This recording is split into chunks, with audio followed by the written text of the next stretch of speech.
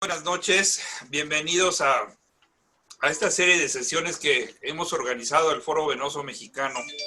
Es para mí un honor presentar la sesión del día de hoy con el tema ¿por qué es tan importante el tiempo en el diagnóstico de la trombosis venosa profunda en extremidades inferiores?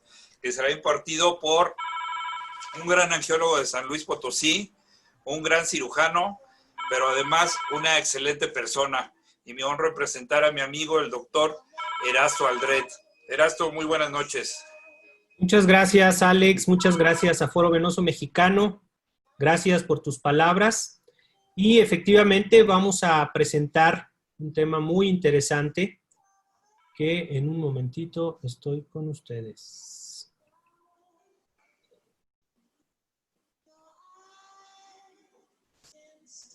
El día de hoy vamos a presentarles un tema que de por sí el título ya es provocador. ¿Por qué es importante el diagnóstico y tratamiento temprano de la trombosis venosa profunda?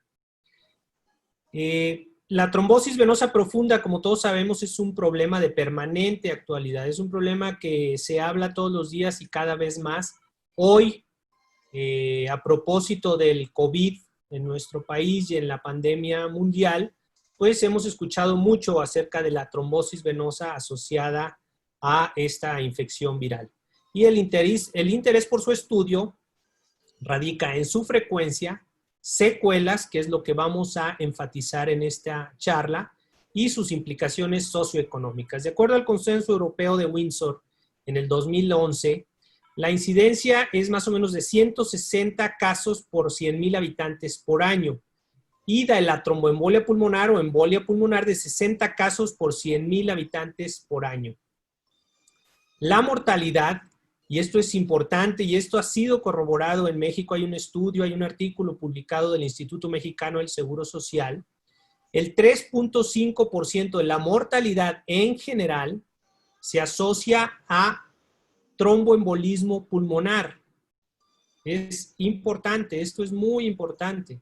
Después de la mortalidad por enfermedad coronaria y por cáncer, la tromboembolia pulmonar ocupa un lugar muy importante. Y el 10% de la mortalidad intrahospitalaria, les digo, esto está también publicado y corroborado en un estudio del Instituto Mexicano del Seguro Social, se asocia a complicaciones por tromboembolia pulmonar. Y su morbilidad, la morbilidad de la trombosis venosa profunda, fundamentalmente se complica por síndrome posttrombótico, que vamos a hacer mucho énfasis en esta plática, hipertensión arterial pulmonar, enfermedad tromboembólica venosa recurrente, y en casos extremos, gangrena venosa e infección. Tiene un alto coste social y económico que podría ser tema de otra charla completamente. Entendemos por enfermedad tromboembólica venosa al proceso caracterizado, ya lo hablaba la semana pasada el doctor Peón Peralta de Yucatán, de Mérida, Yucatán, al proceso caracterizado por la coagulación de la sangre en el interior de las venas, o sea, trombosis, junto y asociado al posible desprendimiento, desplazamiento y o fijación en el pulmón de la totalidad o de un fragmento de este coágulo, al que se va a llamar, proceso al cual se va a llamar embolia.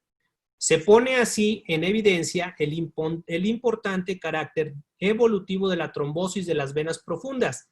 Más o menos el 90% de las tromboembolias pulmonares se asocia a trombosis venosa profunda de las extremidades inferiores y esta tromboembolia pulmonar puede ser fatal. Aquí en esta laminilla, en esta diapositiva, vemos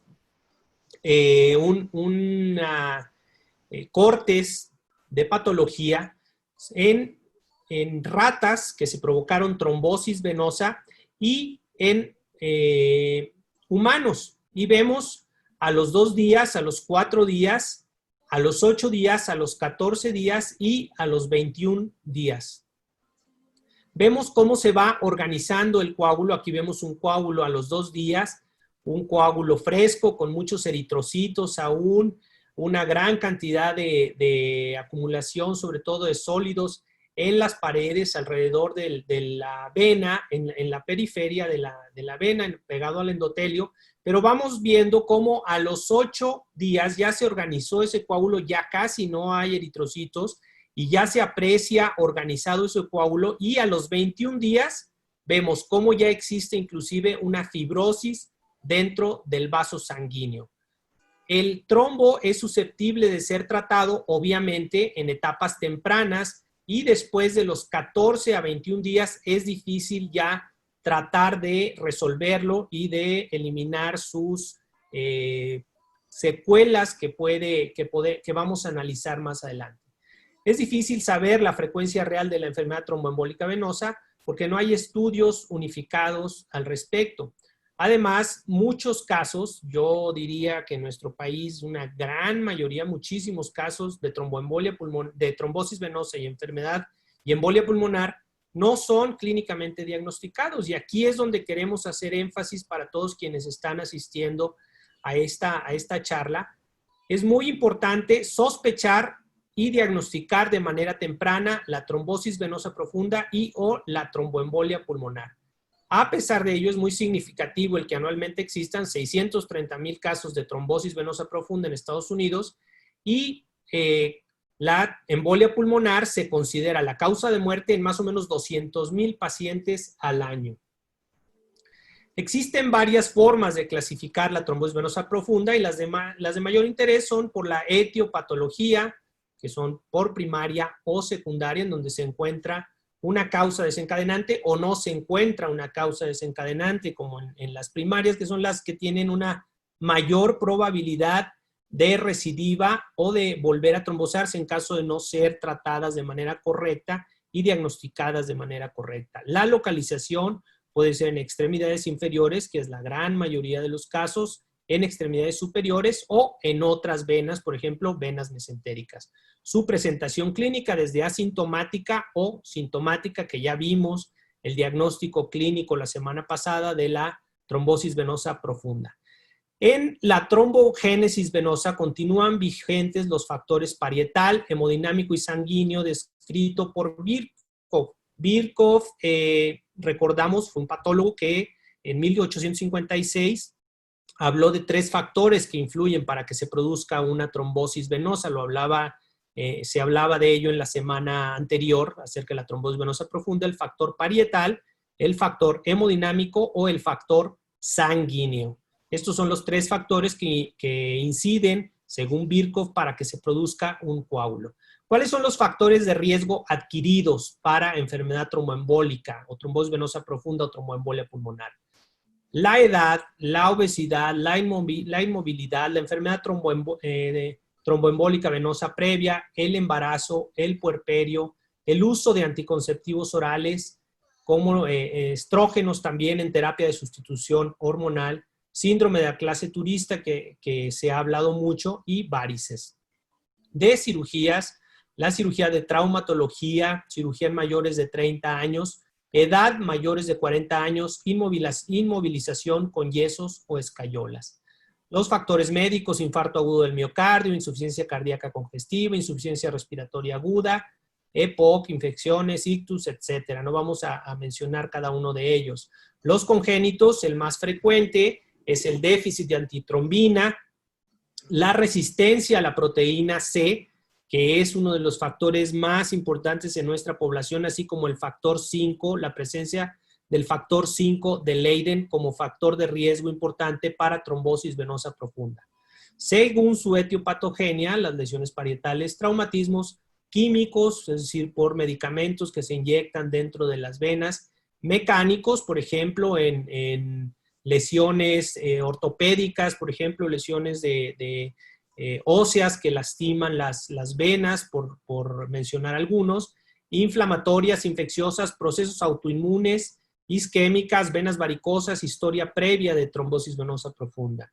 Con respecto a la estasis venosa, recordar que la bomba muscular de los gastrocnemios es la bomba que mueve la sangre en las extremidades inferiores. Conforme va avanzando la edad, esta bomba muscular se va haciendo un poco más débil, se va perdiendo masa muscular, se va perdiendo fuerza en la bomba muscular de los gastrocnemios y puede comenzar a haber algo de estasis venosa que será un factor de riesgo para producirse trombosis venosa profunda de las extremidades inferiores. Asimismo, las cardiopatías, los estados de choque, las várices y la hipotonía venosa, el reposo en movilidad, en donde se podría incluir el síndrome de la clase turista, síndromes compresivos y alteraciones respiratorias. Con respecto al tratamiento de la enfermedad tromboembólica venosa, se debe de dirigir a evitar sus repercusiones locales y a la prevención o terapéutica de la enfermedad de la tromboembolia pulmonar. Los objetivos del tratamiento en la trombosis venosa profunda consisten, número 1, en evitar la progresión de la trombosis. Cuando comenzamos a utilizar, recordemos que el tratamiento, el pilar fundamental del tratamiento en la trombosis venosa profunda, pues es la utilización de los anticoagulantes, sea el que escojamos, que después podemos platicar un poco acerca de esto, pero el objetivo número 1 de este tratamiento pues es evitar la progresión de la trombosis. Número 2, prevenir el desprendimiento del trombo y su conversión en un émbolo que vaya a ir a dar al lecho pulmonar y causar una tromboembolia pulmonar de magnitud variada, dependiendo del tamaño del émbolo, las ramas de las arterias pulmonares que se afecten, etc. Disminuir la estasis venosa y sus repercusiones locales. ¿Cómo hacemos esto? Con la compresión elástica graduada, con la elevación de las extremidades inferiores, etc. Favorecer la lisis del trombo, que esto lo favorecen los anticoagulantes que se utilicen, o se pueden utilizar otros medicamentos para evitar las secuelas de la organización del coágulo. Se puede, lo veremos un poco más adelante, intentar la lisis del trombo de manera temprana para evitar las complicaciones crónicas de esta trombosis. También eliminar el factor vasoespástico arterial cuando existe una complicación de la trombosis venosa profunda, que ya mencionaremos, como la flegmasia alba, y evitar las complicaciones infecciosas en las tromboflebitis sépticas. La terapéutica puede más o menos ordenarse, acomodarse del siguiente modo. Las medidas generales. El descanso con las extremidades inferiores elevadas. Esto se recomienda ahora solamente cuando la paciente o el paciente se encuentre descansando. Se recomienda la deambulación temprana e inmediata.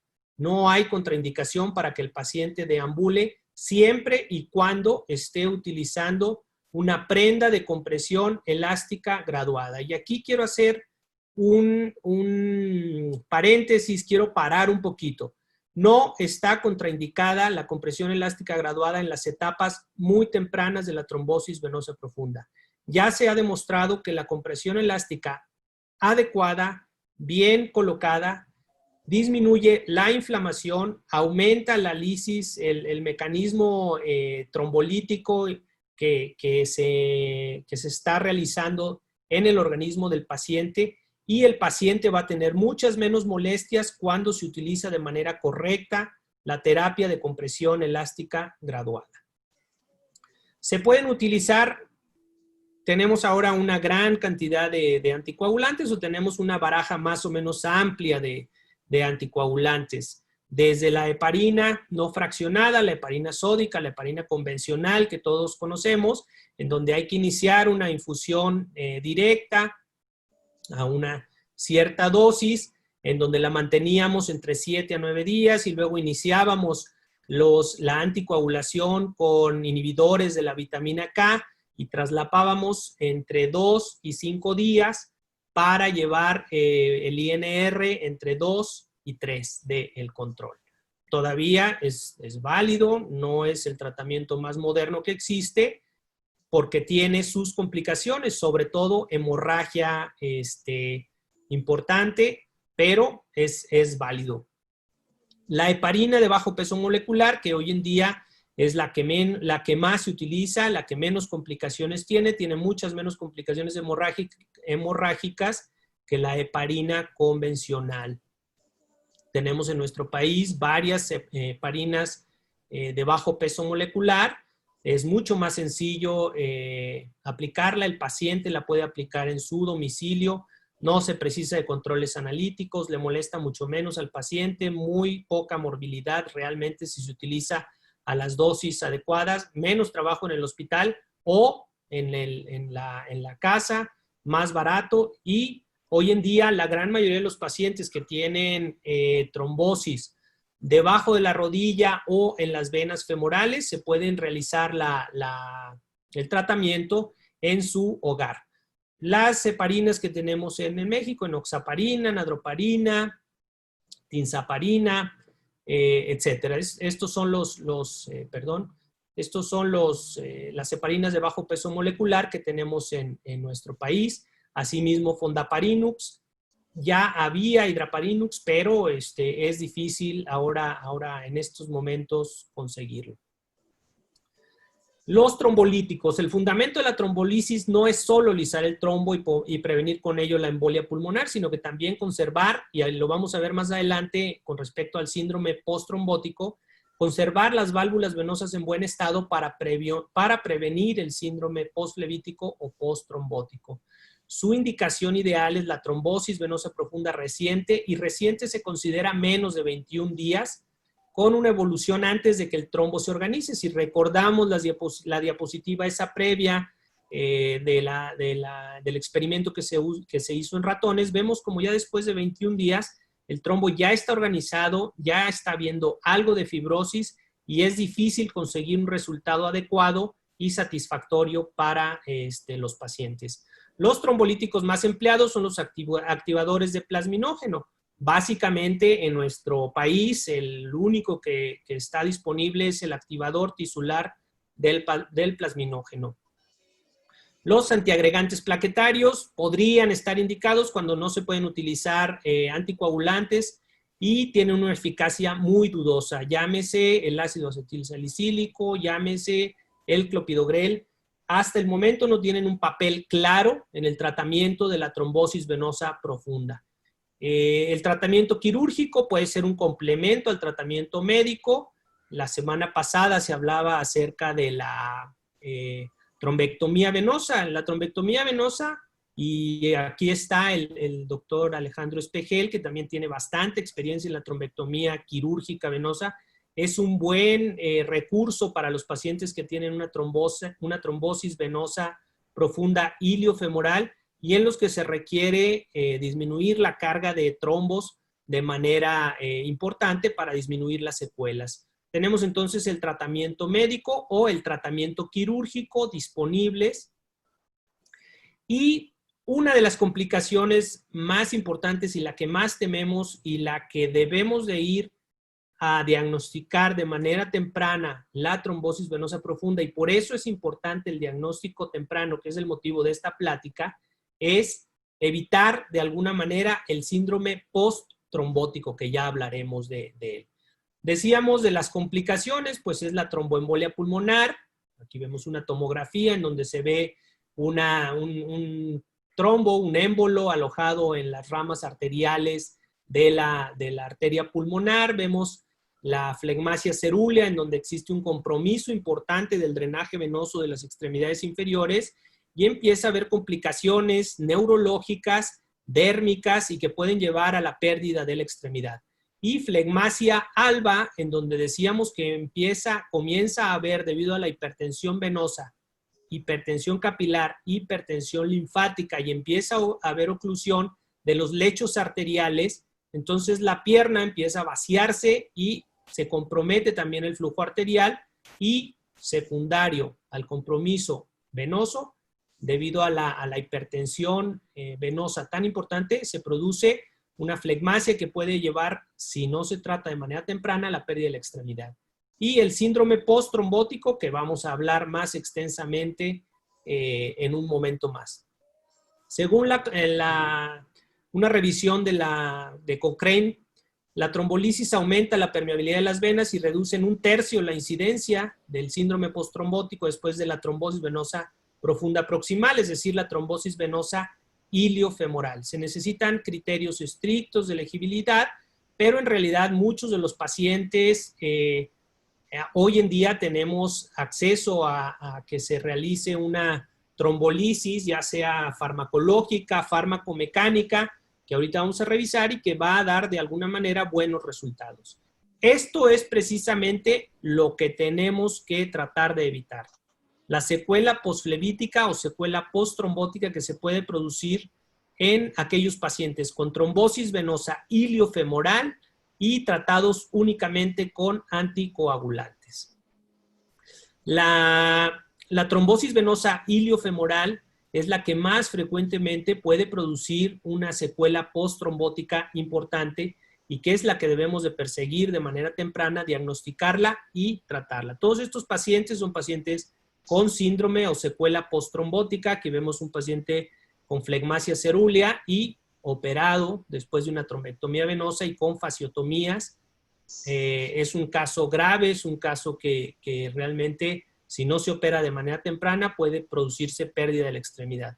Flegmasia alba, que ya habíamos hablado acerca de este tema, del compromiso arterial secundario a la hipertensión venosa tan importante, una tromboembolia pulmonar, en donde se ven los émbolos alojados en las ramas de las arterias pulmonares.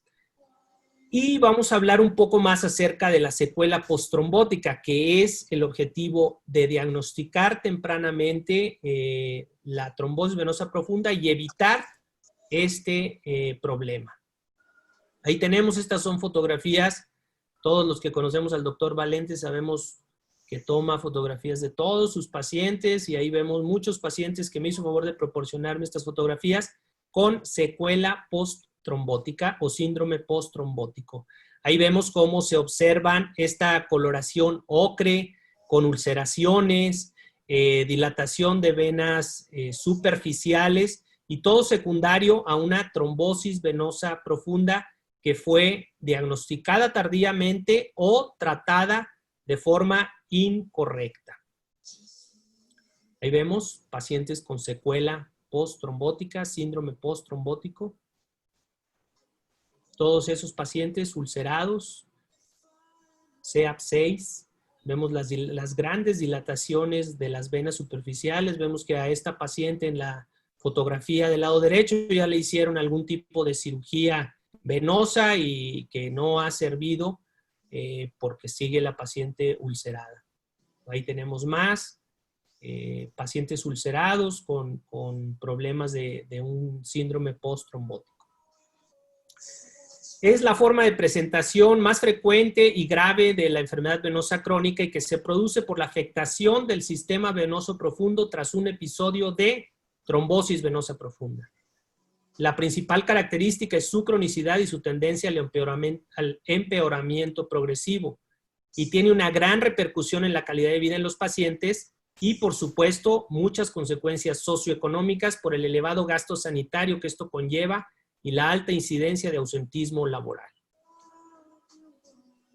Aparece en el 70% de los pacientes con trombosis venosa profunda proximal, es decir, iliofemoral, y que no siguen las recomendaciones de compresión, y en el 15% de los que sí las cumplen. Vean esta diferencia. 70% de los pacientes que no siguen las recomendaciones de compresión tendrán un síndrome posttrombótico comparado con los que sí las cumplen y tendrán en un 15% datos de secuela posttrombótica. Yo muchas veces platico con mis pacientes y les digo que si aprenden a utilizar de manera correcta una prenda de compresión elástica, están del otro lado, a pesar de los doctores, a pesar de los tratamientos, a pesar de lo que les hagamos. Después de una trombosis venosa profunda, solamente una tercera parte de los pacientes permanece asintomático. Solamente una tercera parte. 2/3 partes producirán una secuela mayor o menor post-trombótica. Acá tenemos en la fotografía una paciente con una gran dilatación de venas superficiales y con una formación de una coloración ocre en el tobillo y con unos cambios en la piel muy importantes. Es pertinente recordar que de las trombosis venosas profundas que ocluyen el sector iliofemoral, es decir, una trombosis venosa profunda iliofemoral, más de la mitad desarrollarán una secuela. Por eso, mencionábamos antes de la revisión Cochrane, que es muy importante que las trombosis venosas iliofemorales sean tratadas de alguna manera, ya sea mediante trombolisis, farmacológica, farmacomecánica o con un tratamiento quirúrgico. La secuela postrombótica se presenta más o menos en un 20 a 40% de los pacientes y de estos graves serán 3% al año de la trombosis y 9% a los 5 años. Este es un problema serio, muy importante, que se puede evitar de alguna manera si se realiza un diagnóstico temprano. Aquí tenemos representado en este diagrama la circulación, digamos, en las extremidades inferiores, o puede ser en cualquier parte de la economía, pero vamos a ejemplificar las extremidades inferiores. Vemos la afluencia arterial en rojo, llegando a los lechos distales y a través de los capilares, pasando hacia las vénulas, posteriormente a través de las venas, regresando hacia el corazón y el drenaje linfático acompañando a este drenaje venoso. Cuando existe una hipertensión venosa, por cualquier causa, en este caso estamos hablando específicamente del síndrome postrombótico, habrá, por dilatación venosa, habrá, número 1, reflujo venoso, hipertensión venosa distal por esta congestión de sangre en los vasos distales, en los lechos distales, hipertensión capilar, habrá difusión de líquidos hacia los espacios intersticiales con paso de leucocitos hacia estos espacios, activación química de células en el espacio intersticial, liberación de radicales libres de oxígeno, acumulación de edema y desencadenamiento de todo el proceso inflamatorio de la insuficiencia venosa crónica con sobrecarga linfática. El tema entonces aquí es la hipertensión venosa. La hipertensión venosa la describió Paul Briquet en 1824 y entonces la hipertensión puede ser tanto del sistema venoso profundo como ocurre en la secuela postrombótica después de un proceso trombótico no resuelto correctamente de trombosis venosa iliofemoral o en la hipertensión venosa del sistema venoso superficial que el mejor ejemplo son las varices. Esta gráfica representa más o menos a qué presión se empiezan a ulcerar los pacientes. Cuando existe una presión por debajo de 30 milímetros de mercurio a nivel del maleolo, la posibilidad de que se ulceren los pacientes es prácticamente de cero. A partir de 30 milímetros de mercurio, si vamos subiéndole la presión, vemos 31,40, 41,50, 51,60, hasta 100 milímetros de mercurio. Recordar, esta es la presión medida a nivel venoso, a nivel del maleolo interno. Más o menos a 90 milímetros de mercurio, el 100% de los pacientes se ulcerarán. Esta es la importancia también de la utilización de una prenda de compresión elástica graduada correctamente. Si recordamos, las prendas que acá en México les llamamos de alta compresión, tienen más o menos entre 30, no más de 40 milímetros de mercurio. Si tenemos una paciente con una gran hipertensión, que una gran hipertensión venosa ya es mayor de 60, si le aplicamos una prenda de compresión elástica con 30 milímetros de mercurio, podremos restar 60 menos 30, lo llevamos a este extremo, debajo de 30, que la posibilidad de que se ulcere la llevamos a cero, muy baja. Esa es la importancia de utilizar una prenda de compresión elástica correctamente. Y entonces vemos aquí la presión en las arteriolas, que es 20 a 48 milímetros de mercurio, en las vénulas entre 6 y 18 milímetros de mercurio, pero si llevamos esa hipertensión venosa en pacientes con secuela postrombótica por trombosis venosa iliofemoral no resuelta correctamente, aquí vemos que se puede elevar en bipedestación, la presión puede alcanzar entre 85 y 90 milímetros de mercurio, que al movernos, al nosotros utilizar la bomba venosa de los gastrocnemios, vamos a hacer que esta presión a nivel de las vénulas, a nivel de las venas en los maleoles, en los maleolos disminuya de manera importante.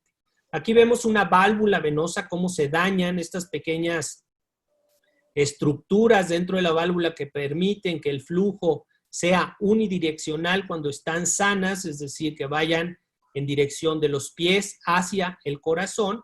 Y estas válvulas se han ido desarrollando a través de la evolución del organismo del ser humano para prevenir el reflujo venoso. Cuando viene una trombosis, se destruyen completamente estas estructuras, se forman coágulos ahí adentro, se produce una gran inflamación y obviamente estas estructuras tan finas, tan delicadas, se destruyen y habrá reflujo en el mejor de los casos, si no queda una secuela obstructiva. Decíamos que ¿cuál es el objetivo del tratamiento de la trombosis venosa profunda? Bueno, prevenir la tromboembolia pulmonar, prevenir la extensión proximal y distal del trombo, evitar la progresión de la trombosis hacia una flegmasia, ya sea cerúlea o alba, y prevenir las secuelas posttrombóticas mediante la conservación del flujo venoso y mantener esas delicadas estructuras valvulares funcionales.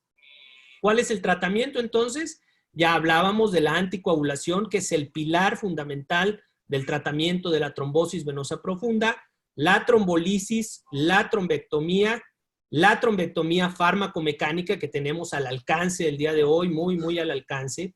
Y la trombectomía fármaco-mecánica, tenemos varios aparatos con el que se puede hacer trombectomía fármaco-mecánica. Básicamente la trombectomía fármaco-mecánica lo que se hace es introducir un catéter dentro del trombo, anclarlo dentro del trombo y mediante alguno de los mecanismos existentes, ya sea ultrasonido, ya sea mecánico, ya sea una aspiración, se infunde un medicamento que va a ser un trombolítico y aparte se realiza ya sea una aspiración, una destrucción del coágulo mediante estos mecanismos. Tenemos el angiojet, que es un mecanismo de jet en donde se va aspirando el trombo, va haciendo un mecanismo en donde se aspira completamente el trombo, y el ECOS, que es una trombolisis farmacomecánica mediante ondas ultrasónicas, se introduce dentro del trombo y se introduce trombolítico, y se va microfragmentando ese trombo para destruirlo y para producir una resolución más rápida del trombo. El resultado ideal entonces es tener válvulas funcionales y flujo venoso libre. Eso es lo ideal. La trombectomía quirúrgica, digamos, debemos de tener un trombo idealmente de menos de 7 días de antigüedad, aunque ahora se están haciendo trombectomías quirúrgicas hasta 14 o 20 días, en los que no se logra resolver por completo la trombosis, pero se logra reducir de manera importante la carga trombótica y la secuela será bastante menor. ¿En qué paciente se debe de pensar en intervenir de una forma ya sea quirúrgica o farmacológica mediante uno de estos métodos que tenemos? Bueno, fundamentalmente, y hoy se sabe que los pacientes con trombosis venosa iliofemoral deben de ser llevados a alguno de los procedimientos ya mencionados, quirúrgico, farmacológico o mecánico farmacológico. Si hay alguna contraindicación para la trombolisis, se debe de pensar en la trombectomía venosa quirúrgica. Si no existe una contraindicación para la trombolisis, se debe de pensar ya sea en la trombolisis dirigida con catéter, en donde se utilizan unos catéteres que tienen muchos orificios a lo largo de una extensión del catéter, y se hace algo que se llama la trombolisis en spray, o se puede utilizar alguno de los aditamentos mecánicos para realizar la fragmentación y en su caso aspiración del trombo. ¿Cómo se vería o cómo se representaría el síndrome postrombótico? Bueno, si vemos en la izquierda una representación de una vena en donde está pasando el flujo de manera normal y representamos un coágulo en una trombosis venosa profunda, si hacemos una trombectomía antes de 8 días, el trombo todavía no está adherido, no se ha organizado completamente y puede ser removido de una manera más o menos sencilla mediante catéteres de Fogarty o mediante una expresión manual de las venas, y la idea pues es obtener una permeabilidad venosa y válvulas suficientes mediante una trombectomía quirúrgica. Si vemos, representamos el estado normal, una trombosis venosa profunda, una trombectomía 8 días después y que se realizó de manera incompleta. Representamos aquí todavía la permanencia o el no haber resuelto completamente la trombosis venosa. Entonces, permanece un estado proinflamatorio en las paredes de las venas que llevará a insuficiencia valvular. Aquí vemos las válvulas cómo están representadas de manera insuficiente, y habrá reflujo venoso que nos producirá cierto grado de secuela post-trombótica. Aquí está una representación quirúrgica de la técnica para realizar la trombectomía, en donde se hacen 2 incisiones a nivel de la ingle y a nivel de la pierna, del tercio medio de la pierna, en donde se aborda la vena tibial posterior. Se puede abordar la vena poplitea también a través de un catéter, se hace la trombectomía a través de la ingle y se trata de limpiar el árbol venoso en lo más que sea posible. La trombectomía fármaco-mecánica, las guías del foro venoso dicen que menos de 14 días todavía se puede realizar esta trombectomía fármaco-mecánica si estamos representando el estado normal, un coágulo dentro del sistema venoso, la trombolisis fármaco-mecánica antes de 8 días, y vamos a ver que se limpia por completo. En realidad, la utilización de estos aditamentos mecánicos o de lisis del trombo mediante ondas ultrasónicas y medicamentos da muy buenos resultados en etapas tempranas, antes de 14, 15 días. Si representamos aquí un síndrome postrombótico después de una trombolisis fármaco-mecánica, vemos aquí, si es mayor de 14 días, el trombo empieza a organizarse y no se resuelve de manera completa y nos da el mismo resultado con válvulas destruidas, con válvulas que son insuficientes, que nos darán reflujo y que nos darán una hipertensión venosa distal, dando como consecuencia un síndrome posttrombótico. El resultado ideal pues es tener válvulas funcionales. Si el tratamiento lo hacemos antes de los 7 días, muy probablemente obtendremos esto. Y flujo venoso libre, es decir, que las venas permitan el paso libre de sangre de regreso al corazón, si el tratamiento lo hacemos antes de 15 días. Kirchner publicó en 1968 la primera reconstrucción abierta de válvulas venosas. Hoy es difícil, que se hacen centros muy especializados. La reconstrucción es una técnica muy delicada, muy bonita de realizar. Ahí vemos una válvula venosa representada en un ultrasonido, cómo se alcanza a ver esa dilatación del saco de la vena y donde están las válvulas que se abren cuando el flujo va en la dirección correcta. Tenemos válvulas mecánicas que se utilizaron también en algún momento para corregir el reflujo venoso posttrombótico. Ahí vemos una válvula totalmente destruida después de un síndrome de una trombosis venosa profunda y en un síndrome posttrombótico. Ahí están las neoválvulas que se implantan, se colocan en el sistema venoso profundo para tener un sistema venoso profundo que sea suficiente y que disminuya la hipertensión venosa distal. Las transposiciones valvulares, en donde se toman válvulas de otros segmentos venosos que están suficientes y se colocan a nivel de ilíacas o de venas femorales para disminuir la hipertensión venosa distal. La compresión elástica graduada es un tema muy importante. Ya decíamos que si un paciente utiliza correctamente después de una trombosis venosa profunda una prenda de compresión elástica graduada, el síndrome postrombótico aparecerá solamente en el 15% de ellos. Tenemos en nuestro país un clima caliente, un clima cálido, en donde realmente es difícil que los pacientes utilicen de manera adecuada la compresión elástica, y entonces siempre escuchamos una gran cantidad de peros para no utilizarla. Un tratamiento inadecuado con anticoagulante y la trombosis venosa profunda de repetición son factores de riesgo para el síndrome postrombótico. Por eso es muy importante la anticoagulación temprana y la duración adecuada de la anticoagulación.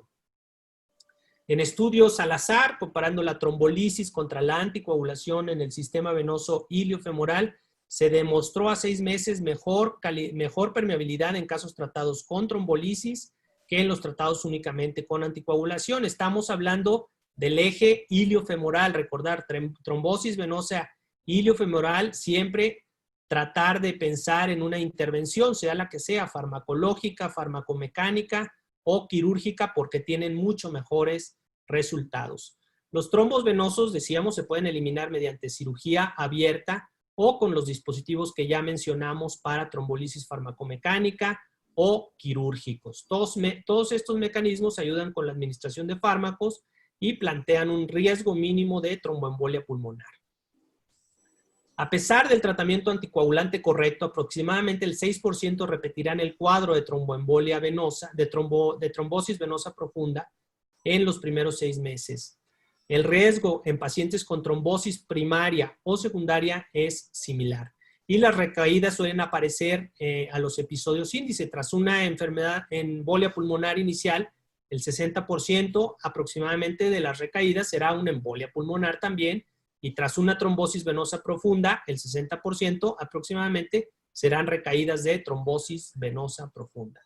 Entonces, la idea es mejorar la tasa de diagnóstico, la sospecha y reducir las complicaciones, fundamentalmente el tromboembolismo pulmonar y el síndrome posttrombótico. Solo 15 a 25% de los pacientes con trombosis acuden al especialista antes de los 8 días. Este es un dato demoledor. Entonces, la educación tanto a los médicos de primer contacto, a los médicos que ven este tipo de pacientes es fundamental, y solamente así los pacientes se detectarán de manera temprana y evitaremos secuelas y problemas graves. Muchas gracias a todos por su atención y estoy a sus órdenes para sus preguntas. Erasto, muchísimas gracias. Excelente plática. Hay bastantes preguntas. Quiero que por favor nos concluyas en resumen, ¿por qué es tan importante el tiempo en el diagnóstico de la trombosis venosa profunda? El tiempo es muy importante, Alex, porque si lo identificamos de manera temprana y lo diagnosticamos de manera temprana, si lo diagnosticamos y lo tratamos de manera temprana, evitaremos las complicaciones de forma mucho más eficiente que si nos tardamos. Y tardarnos en la trombosis venosa profunda es 7, 10 días, ya nos estamos tardando para hacer el diagnóstico y el tratamiento. La posibilidad de complicaciones después de los 8 días aumenta de manera importante. Entonces, identificarlo y tratarlo de manera temprana nos van a disminuir esta posibilidad de complicaciones, embolia pulmonar y síndrome posttrombótico. Ok, completamente de acuerdo. Lo primero, evitar la embolia pulmonar. Ese es el primer objetivo. El segundo sería limitar el proceso fisiopatológico de la obstrucción. Y el tercero, disminuir la incidencia de que vayamos a desarrollar un síndrome posttrombótico. Sí, así es. Y entre más temprano lo identifiquemos y comencemos el tratamiento, esa posibilidad se disminuye muchísimo. Siendo tan sencillo como el tratamiento con anticoagulantes, el tratamiento correcto, y están muy accesibles, vamos a disminuir esa posibilidad bastante. Ya veíamos que inclusive el tratamiento de la trombosis venosa iliofemoral idealmente es alguna intervención, que ya las mencionamos, pero si nada más le dan anticoagulantes, también se disminuye la posibilidad de complicaciones. Entonces, esa es la importancia de hacerlo de manera temprana, Alex. Ok. Tenemos bastantes preguntas. Te voy a decir algunas de las que me parecen interesantes. Sí. El doctor Gilberto Vigil nos dice, ¿Por qué se acostumbra a dejar la anticoagulación en manos de hematólogos? ¿Qué opinas de que los anticoagulantes los manejen los hematólogos? Digo, parece una pregunta sencilla, pero es la verdad. Sí, Es la claro, verdad, la gran mayoría de los pacientes que reciben anticoagulantes están a cargo de los hematólogos. Mi punto de vista, hablando de trombosis venosa profunda, es que probablemente nosotros tenemos mayor experiencia en el manejo de anticoagulación en trombosis venosa. No me quiero meter con ninguna otra patología. ¿Qué nos dices tú, Erasto? Yo también, a mí sinceramente me da pena que ver que cirujanos vasculares manden a los pacientes a que los anticoagulen. Los hematólogos así le dicen, es que lo mandaron para anticoagulación. Yo creo que hasta hace algunos años, a ti, a mí, a Valente le tocó también esta anticoagulación con los inhibidores de vitamina K, en donde había que irle calculando el agua a los camotes, había que ir llevando al paciente hasta un INR ideal. Y entonces ahí, pues no es que fuera complicado, pero digamos era más laborioso estar llevando al paciente, estar tomándole INR seriados, etcétera. Y luego cuando sangraban era un desastre. Entonces yo creo que por eso era que los mandaban con el hematólogo. Pero desde mi punto de vista, el cirujano vascular debe de conocer todo el proceso de coagulación, anticoagulación, conocer los mecanismos de acción de cada uno de los anticoagulantes que tenemos hoy en día, saber manejarlos y saber manejar las complicaciones de cada uno de ellos, que hace rato, antes de entrar aquí, platicábamos un poco, ¿no?, acerca de un caso tuyo. Exactamente, ahorita tengo una paciente internada con una complicación por anticoagulantes. Otra pregunta interesante del doctor Sergio Rix dice, ¿cuándo decidir por el tratamiento médico versus el tratamiento quirúrgico? ¿Qué nos puedes decir, Erasto?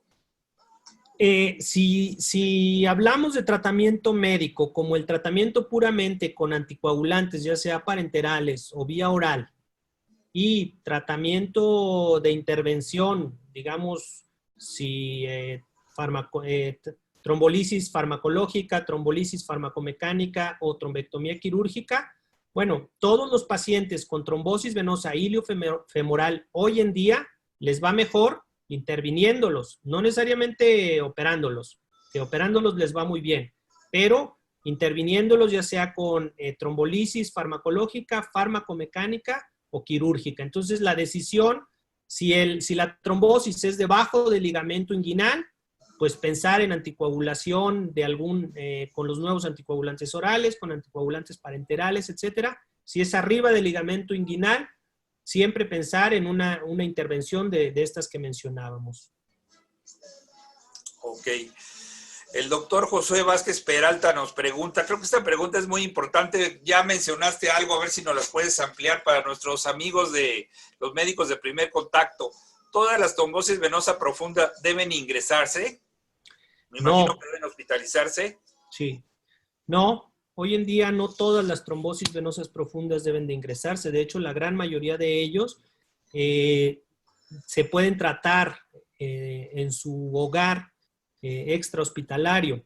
Dependiendo de los factores que desencadenaron la trombosis, dependiendo del sitio de trombosis, dependiendo de las comorbilidades del paciente, dependiendo de la confiabilidad del paciente, se pueden tratar en su casa. Por lo general, una trombosis venosa femoral, digamos, de la femoral superficial hacia distal, poplitea, o de los sóleos, de los senos de los gastrocnemios, se pueden tratar en la casa sin mayor problema, siempre y cuando no tenga el paciente otras comorbilidades, porque si pensamos que es un paciente con muchas comorbilidades y lo vamos a mandar con anticoagulantes a su casa, vive solo o sola, no tiene quien lo cuide, no tiene quien avise si empieza con algún dato de hemorragia, algún dato de alarma, pues es mejor ingresar al paciente.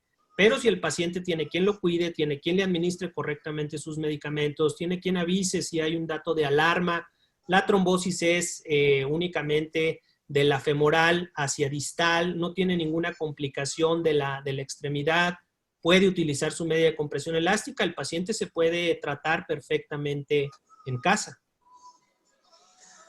Ok, gracias, Erasto. Nuestro buen amigo Arturo Parra nos pregunta, ¿es útil el uso de stent para permeabilizar las venas ilíacas y femorales ya establecido un síndrome postrombótico? Sí, es muy útil, es muy útil. El uso de stents venosos hoy en día es muy útil en el síndrome postrombótico, en la secuela postrombótica. Por ahí vemos casos, inclusive se está empezando a realizar tratamiento en pacientes con trombosis venosas iliofemorales muy antiguas. Hace poquito yo vi un caso de una paciente que tenía más de un año, año y medio, con una secuela postrombótica, ulcerada, etcétera. Le hicieron ahí varios intentos, hicieron una permeabilización del eje ilíaco, le colocaron un stent y los resultados son bastante alentadores. El paciente deberá de quedarse anticoagulado, deberá de quedarse con vigilancia, pero sí, los stents venosos son muy útiles y son una opción en el tratamiento del síndrome postrombótico oclusivo después de trombosis venosas iliofemorales. Una pregunta que parece repetitiva, me gustaría nada más para que quedara más claro. El doctor Javier Fernández, ¿a todas las trombosis venosa profunda proximales las opera para evitar la embolia pulmonar o el síndrome postrombótico o es selectivo? No, operarlas no.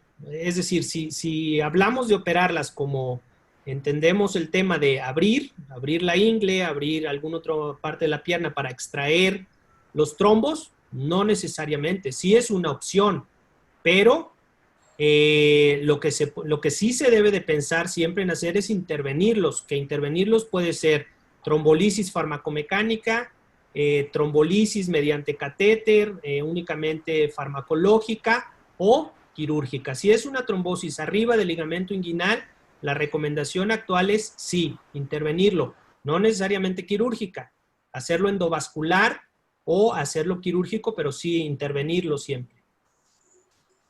Ok, creo que yo agregaría, no todas las trombosis venosas profundas se operan, pero sí, ¿no? Todas se tratan. La gran mayoría, a todos los pacientes los tenemos que anticoagular, tratar los factores de riesgo, lo que ya mencionaste, la medida de compresión, todos anticoagular. Por regla general, las proximales las distales no las operamos, y las proximales generalmente por arriba del ligamento inguinal son las que tienen mayor probabilidad de que les vaya mejor con un procedimiento, ya sea endovascular o quirúrgico, que anticoagulación. Es correcto, totalmente de acuerdo, sí. Una pregunta interesante y relacionada a lo que estamos viviendo. Para trombosis venosa por COVID, ¿prefiere heparina de bajo peso molecular o nuevos anticoagulantes orales? El doctor Carlos López. No, la heparina de bajo peso molecular de entrada es el tratamiento de elección en los pacientes COVID.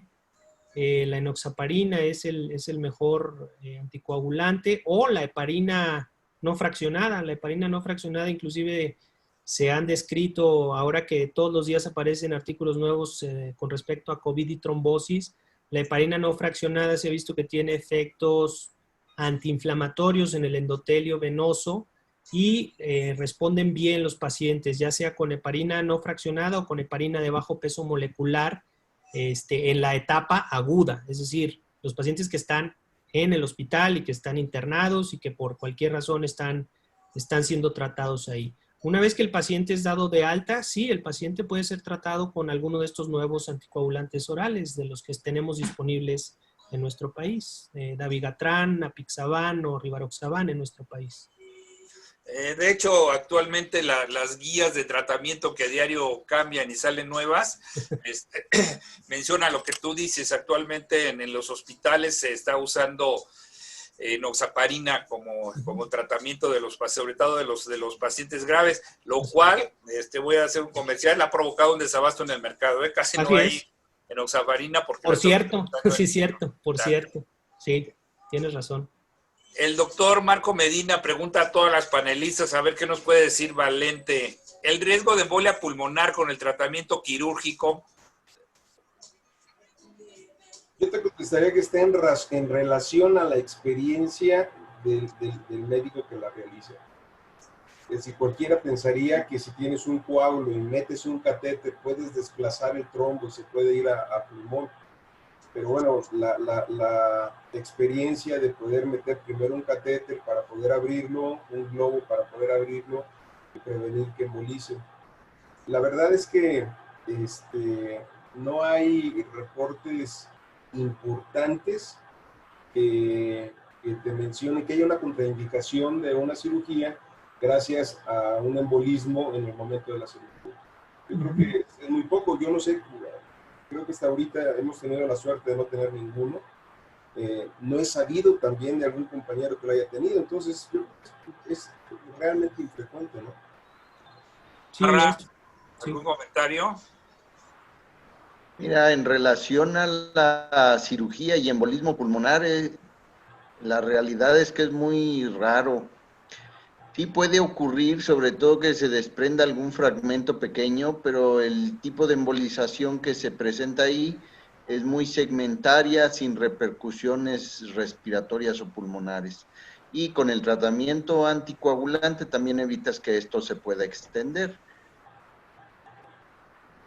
Como yo les he comentado anteriormente, yo a casi todos los pacientes que voy a hacer trombectomía les pongo filtro, y más actualmente con los filtros recuperables, y con eso me quito ese pequeño pendiente, vamos a decir, que va en relación a la pregunta del doctor, de que si hubiera un embolismo, tengo un filtro que lo voy a quitar antes de 30 días, eso me ha ido bien.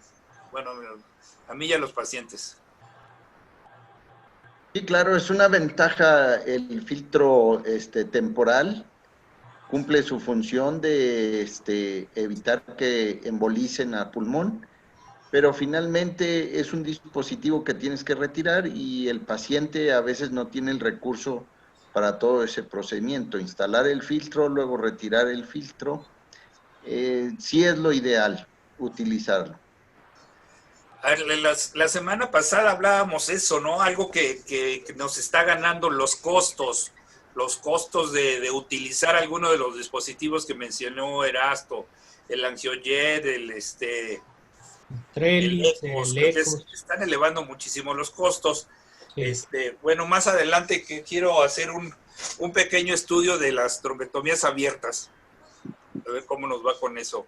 Sí, es que la semana pasada precisamente lo hablábamos, que todavía vemos quienes somos, que nos gustan las trombectomías abiertas. Habló Gerardo Peón, habló Mar Ramírez, y yo también soy de la idea de que las trombectomías abiertas, y yo lo sé que tú también, las trombectomías abiertas funcionan bastante bien. El problema de las cirugías, perdón Alejandro, el problema de las cirugías es precisamente lo que tú hablabas, Erasto, el tiempo. Sí. Desgraciadamente los pacientes llegan con nosotros después de que les dieron diurético, les dieron naproxen, fueron con el masajista, se pusieron árnica y goicochea. ¿Qué más me falta? Árnica, goicochea, tomaron pentoxifilina. Ah, claro. Entonces, el problema es de que llegan precisamente 14, 20, un mes después de que empezaron con el problema. Le dieron diuréticos. Sí, diuréticos, les encanta dar diuréticos para desinflamar una pierna. Entonces, yo creo que es el tiempo, aquí es importante, es muy importante lo que tú mencionabas. Bueno, pues estamos sobre el tiempo, hay muchas preguntas interesantes. Si quiere voy a leer la última, que también se me hace interesante, aunque se sale un poco del tema porque estamos hablando de extremidades inferiores. Alex, tenemos un poquito más de tiempo, no te preocupes. Ok, el doctor Sergio Ritze pregunta, trombosis axilo-subclavio, ¿qué tratamiento prefiere? ¿Trombolisis dirigida por catéter, quirúrgicas u otras? Depende de la condición clínica de él o la paciente, y depende de la causa también de la que ocasionó la trombosis, porque una causa frecuente, por ejemplo, de la trombosis axilo-subclavia es el síndrome de Paget, que es la compresión de la vena subclavia entre la primer costilla y la clavícula. Es una compresión mecánica. Entonces, por ejemplo, en esos pacientes les va bien con trombolisis farmacológica y después hacer el tratamiento del síndrome de opresión del opérculo torácico. Dependiendo de la causa, la anticoagulación les va bien si no tiene una repercusión importante hemodinámica de la extremidad superior, o con la trombolisis farmacológica les va también muy bien a los pacientes, y después buscar la causa, porque no es un sitio de trombosis frecuente. El eje axilo-subclavio no es un eje venoso frecuente que se trombose. Siempre hay que buscar la causa, es decir, hay una trombosis venosa secundaria a algo. La colocación de catéteres venosos centrales, por ejemplo, también es una causa frecuente de trombosis en este sitio. Y entonces, de acuerdo a la causa, la trombolisis o el tratamiento de esta obstrucción mecánica del eje venoso puede funcionar bastante bien. Y la anticoagulación, por supuesto, que es el pilar fundamental.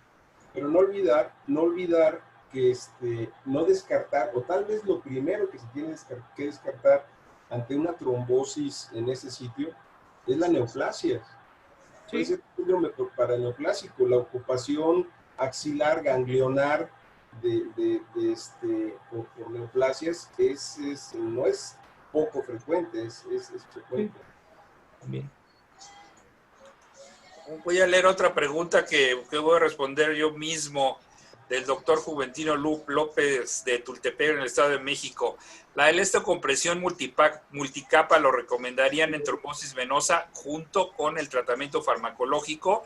Creo que estamos hablando de dos cosas diferentes. La elastocompresión generalmente la usamos para casos de ulceración o un síndrome postrombótico severo. Y sí, la trombosis venosa profunda invariablemente siempre debe de llevar un tratamiento farmacológico. Son dos cosas diferentes. Síndrome postrombótico, estamos hablando de lo que ya mencionó el doctor Erasto Aldred, que es una de las complicaciones de la trombosis venosa, y una de las complicaciones del síndrome postrombótico es la ulceración. Así es. Esta pregunta está muy buena, está dirigida a ti, Erasto. Sí. Dice... si recomiendas el uso de venotónicos, que ya se le denomina actualmente medicamentos venoactivos, como tratamiento concomitante en la trombosis venosa profunda. No, en las guías no está dentro de las recomendaciones el uso de venoactivos en la etapa aguda. Hoy en día se está utilizando el pilar fundamental nuevamente es la anticoagulación, pero se están utilizando medicamentos no venoactivos. Se pueden utilizar medicamentos vía oral. Yo estoy haciendo un estudio y estoy trabajando, y a nivel mundial se están haciendo varios estudios con Sulodexide. Sulodexide, que no es un venotónico, es un medicamento que actúa a nivel del glicocálix, y que de alguna manera esta inflamación importante que se produce en la etapa activa de la trombosis venosa profunda actúa sobre el mecanismo antiinflamatorio en esta etapa, y parece que podría ayudar a que se resuelva de manera más temprana. Pero los venoactivos no tienen lugar en las guías en el momento de la trombosis venosa profunda aguda, digamos. Para complementar, efectivamente, bueno, yo también por lo menos esa combinación de anticoagulación con Sulodexide alivia mucho las molestias, probablemente como sintomático acompañante en el tratamiento anticoagulante del paciente. Pero aparte también tiene lo que mencionan, el Sulodexide, es la rehabilitación endotelial, ¿no? La recuperación endotelial, que también es algo que ellos presumen mucho. Entonces, eso nos auxilia bastante en cuanto a la recuperación de la vena dañada. Sí. La doctora Lilia Galindo Ortega nos pregunta, ¿el Doppler arterial o venoso, aparte de la clínica, es útil? ¿Cuándo indicarlo y cómo interpretarlo? Bueno, solo le voy a mencionar a la doctora que el ultrasonido Doppler es del gold estándar del diagnóstico actualmente, hablando de trombosis venosa profunda, y que hay que hacerlo siempre independientemente de la clínica. Acuérdense que el 50% de los pacientes pueden no tener síntomas y solo lo vamos a diagnosticar por un ultrasonido Doppler. Existen diversas escalas que nos hablan de puntaje y eso, pero para tener el diagnóstico de certeza, actualmente el mejor estudio es el ultrasonido Doppler. Y la otra, en relación al ultrasonido, no sé si estén de acuerdo conmigo. La gran mayoría no gran mayoría, muchos pacientes llegan con problemas arteriales diagnosticados con ultrasonido. Antes decía, ¿saben qué? El ultrasonido para las arterias no sirve. Si está escuchando pues, Muñoz a esto, me va a regañar. Pero realmente se necesita alguien con mucha experiencia para poder hacer un ultrasonido arterial y que nos sirva para hacer un diagnóstico. Pero lo que mencionas, Alejandro, de que el ultrasonido es el gold estándar en las enfermedades venosas, definitivamente es quien nos va a auxiliar pero en forma importante en el diagnóstico. Sí. Yo los invitaría a seguir participando en todos estos comentarios y en todas estas presentaciones, porque la siguiente semana vamos a hablar un poco sobre el ultrasonido y los problemas venosos. Entonces, ahí van a quedar aclaradas algunas de esas dudas y vale la pena seguir todas estas comunicaciones para seguir afinando estos detalles y no quedarse con esas dudas, que son muy interesantes las preguntas que hacen. Que aparte el tema lo va a dar el doctor Parra, el doctor Arturo Parra. Ah, claro. Además de todo. También con mucha experiencia en este tipo de patología venosa, conjuntamente con el director de la sesión, que es el doctor Víctor Galindo López. Él es profesor y coordinador del servicio cardiovascular de la Universidad de Guanajuato, de la Facultad de Medicina de la Universidad de Guanajuato. Creo que va a estar muy, muy interesante. ¿Continuamos con las preguntas, Alex? Sí, claro. Erasto, Sí. ¿qué opinas del uso de estatinas en trombosis venosa profunda? Mira, las estatinas hoy en día es como la aspirina en su momento, ahora le están encontrando miles de propiedades, ¿no? ¿Hay algún estudio en donde las estatinas se utilizan en el tratamiento agudo de la trombosis venosa profunda? Y viene un poco a colación con respecto al daño endotelial y a la inflamación endotelial que se produce, y donde ahora la trombosis venosa profunda también es una enfermedad inflamatoria, al igual que la aterosclerosis, al igual que la insuficiencia venosa crónica. Tampoco no están dentro de las guías las estatinas como tratamiento de la trombosis venosa profunda, pero hay algunos estudios en donde se sugiere que el uso de estatinas podría disminuir la intensidad del estado inflamatorio y acortar el tiempo de evolución de la trombosis venosa profunda. Ok, ¿tú la utilizas de rutina o no? Yo no la utilizo de rutina. De hecho, no la utilizo. En estos casos, no pienso yo en estatinas en los casos de trombosis venosa profunda. ¿Tú, Valentín? No, fíjate que no. Yo no sé si sea la costumbre. Si bien es cierto que uno de los factores de Virchow es la hemoconcentración, y si bien es cierto que un paciente con hipercolesterolemia, hipertrigliceridemia, la consistencia sanguínea es diferente, yo creo que faltan estudios para que realmente se compruebe si esto funciona o no está funcionando. Y hay algunos que sí mencionan que sí está funcionando, ¿no? Que sí ayudan. Pero bueno, yo creo que el tiempo es el mejor pues para esto. Sí, yo creo que se va a seguir trabajando con respecto a las estatinas, tanto por interés científico y, hay que decirlo, por interés económico, ¿no? También, de ver qué efecto tienen las estatinas sobre la evolución del proceso inflamatorio en la trombosis venosa profunda. Y una pregunta interesante, la cirugía de Tajeri para restaurar las válvulas venosas después de un síndrome postrombótico. ¿Quién se acuerda de la cirugía de Tajeri? ¿La cirugía de quién? No, yo no la conozco. Un viejito como yo. A ver, cuéntanos cuál es esa, Arturo. Fíjate que esa cirugía fue diseñada por un japonés en los años de 1983-84. Esto ya está Y viejita. pues, fíjate, y se puso más en boga en los años 94-95. Se toma un segmento válvula normal de una vena que puede ser del brazo, vena cefálica, vena basílica, de un calibre parecido al de la vena que vas a restaurar. Y pones un segmento valvular o dos máximo para evitar que se vayan a trombosar, porque el flujo venoso es tan lento que el riesgo es que se trombosen y debes anticoagularlo. Entonces esos segmentos hacen la función valvular en las venas dañadas por un proceso La post-trombótico. transposición venosa. Transposición venosa. Sí. Es una interposición venosa más bien que Sí. transposición. Sí. Una interposición. Tienes razón, Es interposición venosa. interposición. Yo hice algunas en el Seguro Social y realmente los resultados no fueron muy buenos. Por alguna extraña razón se trombosaba. Yo lo hacía o pensé que siempre era es difícil agarrar una vena de la otra pierna. O sea, la safena está mucho más delgada que la femoral.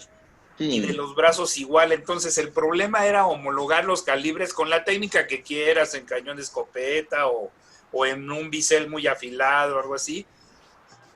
Hice 3 o 4 casos y los resultados no fueron mejores que poniéndole una buena compresión y unas medidas de higiene venosa estrictas con el fin de controlar la hipertensión venosa.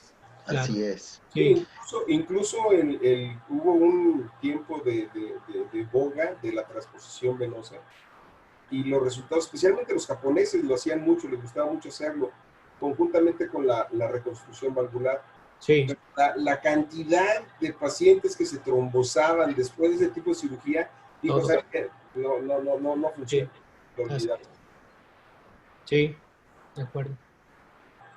El año pasado en el Foro Venoso Europeo en Zúrich vimos una técnica interesante, Erasto, no sé si recuerdas. Sí, claro. Inyectaban un material viscoso al lado de la válvula para que hiciera un efecto de relleno. Sí, que volviera a cerrar. Y hacer una valvuloplastía externa.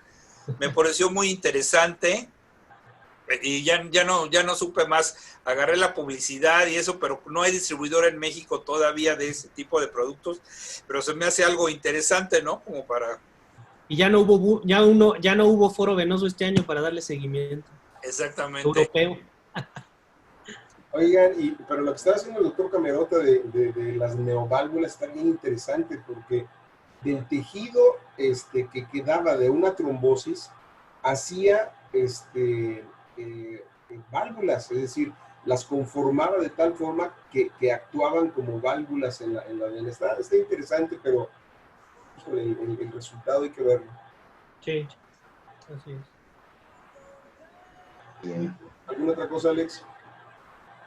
Pues si quieren una última pregunta, la doctora Lilia Galindo, que es ginecóloga, dice, como sabe, manejamos climaterio y como tratamiento terapia hormonal de reemplazo que usa estrógeno y derivados de este. En cuanto a nuestra terapia transdérmica, ¿con qué experiencia clínica de tiempo es necesario suspenderla para dar prioridad al manejo de trombosis venosa, no solo profunda, sino también superficial? Bueno, yo ahí podría contestarle que tenemos que individualizar los factores de riesgo que tiene la paciente. Claro. Si no tiene muchos factores de riesgo y los síntomas climatéricos o de posmenopausia son intensos, pues puedes darle. Si la paciente tiene factores de riesgo importantes, mejor no le des.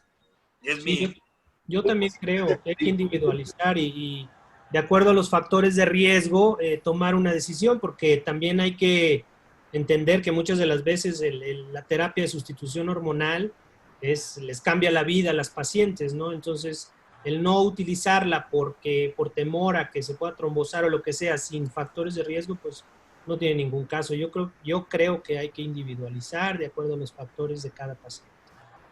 Por supuesto, una paciente obesa que no hace ejercicio, que aparte fuma, o sea, y le vas a dar hormonales, pues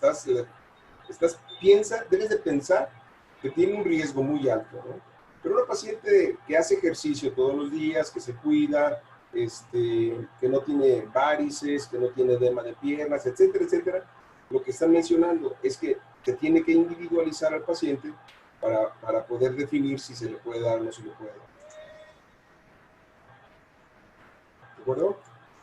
Bueno, pues creo que quedan algunas preguntas pendientes que ya iremos contestando. Agradezco mucho la invitación. Felicito a Araxo por su excelente presentación. Gracias, Alex. Y no nos perdamos la siguiente con nuestro buen amigo el doctor Arturo Parra. Muchísimas gracias.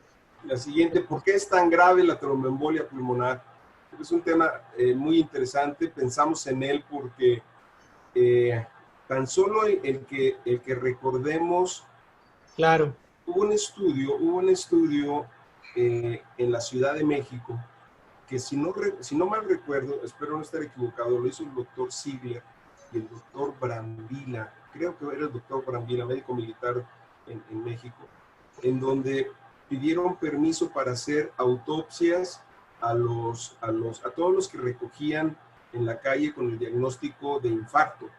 Y resultó que cerca del 50%, espero no equivocarme, cerca del 50% de estos pacientes con diagnóstico de infarto resultó que eran tromboembolias pulmonares. Uh-huh. Entonces, es una de las causas más importantes, tal como lo mencionaste, Erasto, de muerte intrahospitalaria. Sí. Entonces, creo que es un tema muy interesante que... Claro. Lo que nos han dicho toda la vida, si no tienes el diagnóstico o no piensas en la enfermedad, no la tienes en tu cabeza, no la vas a diagnosticar. Entonces la idea es de que te queden con esta idea que va a exponer el doctor Parra. Parece que me da risa porque el doctor Valente ya contó el final de la película, entonces sí, no me deja platicarles mucho. Perdón, Arturo. Así es. No, está bien, así es. Pero, muy bien. El doctor Parra tiene un año preparando este tema, entonces yo creo que va a ser interesante. Muy bien. Claro. Bueno, pues nuevamente muchas gracias Erasto, excelente plática y nos seguimos viendo en estas sesiones. Buenas noches. Gracias, buenas noches. Gracias a todos. Hasta luego, buenas noches.